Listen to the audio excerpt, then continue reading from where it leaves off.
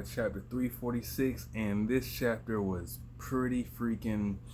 I know I keep saying that about every chapter, but goddamn, this chapter was pretty freaking good too. This like insanely good, insanely.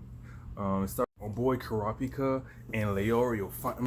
Man, they finally together. They finally. I was so freaking nervous and wondering that it made me feel like Leorio felt, like that damn comfort feeling. Hey, you just saw my boy. Oh shit. Hey. So they together back with the Zodiac. They're together with the Zodiacs and the Hunter's Tower. And Cheeto. This is when Cheeto, our girl Cheeto, where's she at?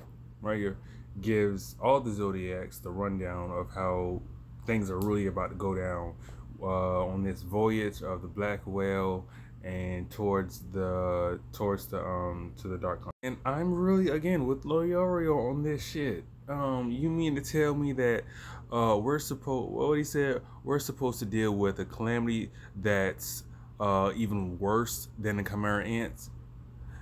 On top of what he said, who and he said, while also we're all supposed to do it now while so dealing with the calamity that's even worse than the Chimera ants, who Netero traded his own life to defeat.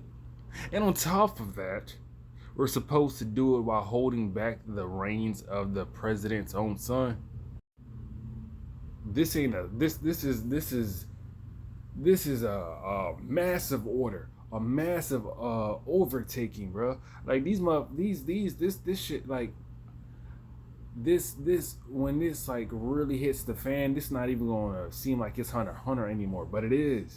My boy that's like always on his P's and Q's. This is why I just F with Karapika so much. Like aside from being like aside from Nin, the smart ass intellectual that he is, like I swear they like this dude is like on a whole nother level of how he just quickly is able to assess and analyze. Cause his question right here when he said Beyond most definitely has allies within the organization. Have you been able to identify about how many? And they just and it's just like I don't like they Karapika's just so smart how he just comes to the conclusion that that Periston was one of the people that Beyond had been working with, but it goes a step further there when he keeps on questioning it and oh wait we're not there yet. But this is where him and Moose start talking, and they come to the conclusion that there's a traitor amongst the Zodiacs. He didn't want to talk. He didn't want Karapika to.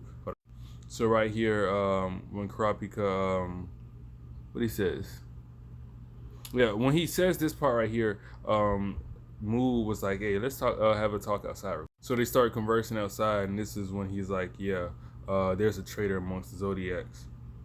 And this is the beautiful part right here is when we learn about we learn each of the individual zodiacs, and it's 12 zodiacs. Finally find out that it's 12 zodiacs, and the first one is Cheeto, and she is a doctor, lawyer, incurable disease hunter, science division. We got our boy Moo, is a private security company management attorney. Damn, he's a lot.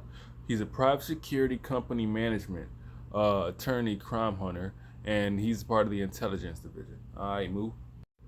Then we got Payan, who's a linguistics specialist, interpreter, ancient document hunter, and intelligence division. All right, Moo. All right, Payan. Then we got Snacks over here, cause she like these snacks. Her name is Cluck, and she likes them. Her name is Cluck. She's a musician, dancer, plant hunter, and she's part of the biology division. Our boy down here, who looks like a donkey in a yeah, whatever. His name is Sacho. He's a detective, handyman, trouble hunter, intelligence division. And they didn't say his name, the dude right here, but I know they call him Monkey, so he's a monkey zodiac. And so far, that's 1, 2, 3, 4, 5, 6, 7. I didn't even realize to cut it out to now, but the eighth zodiac is right here, and I just have to add him in towards the end because like I forgot who he was.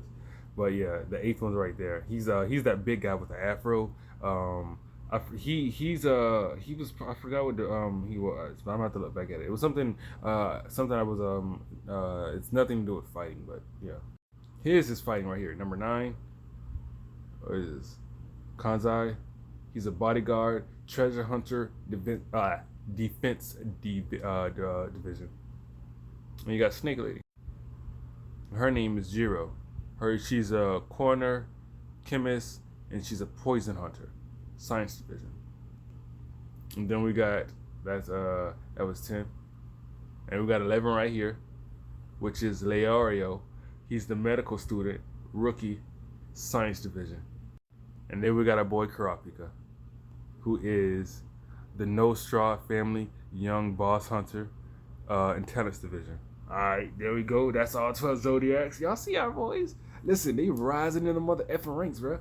Like, to think, just a couple months ago, these MFers were just regular bodyguard hunters, and this mother effer was just going to school, struggling. I wonder how long it would have took for him to become the doctor he wanted to be if he didn't like join this team and like to go to the Dark Continent and whatnot.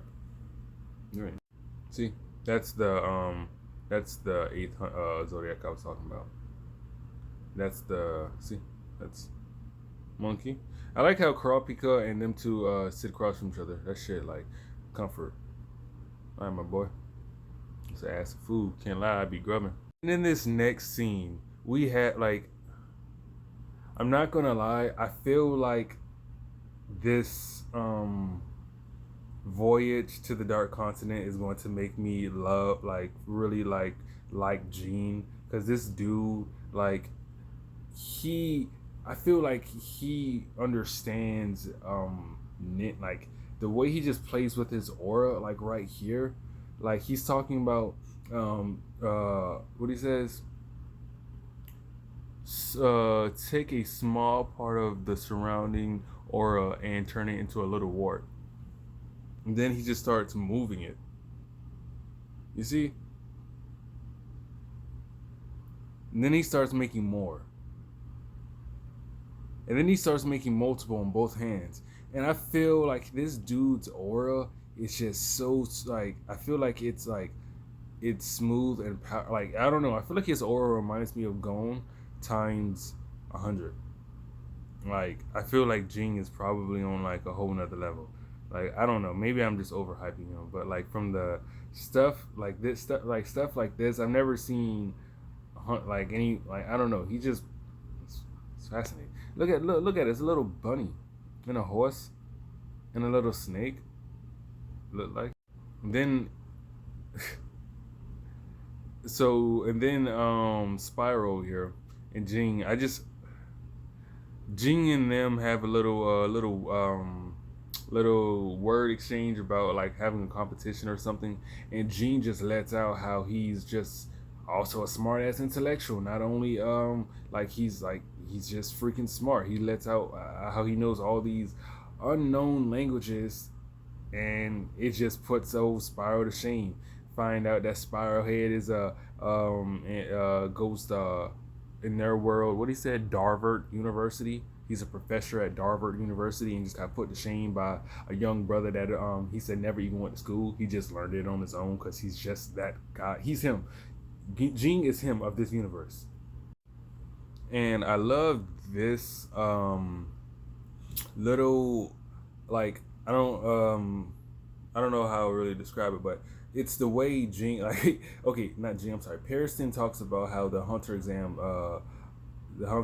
just concluded and how all the assassins failed. And he was talking about how they must have failed because of the new Zodiac that took his place. And he was like pretty much complimenting him. And I just love how, he's complimenting our boy because he has no idea who it was. But, like, all right, Kurapika, you getting props from this little crazy psycho. That means something.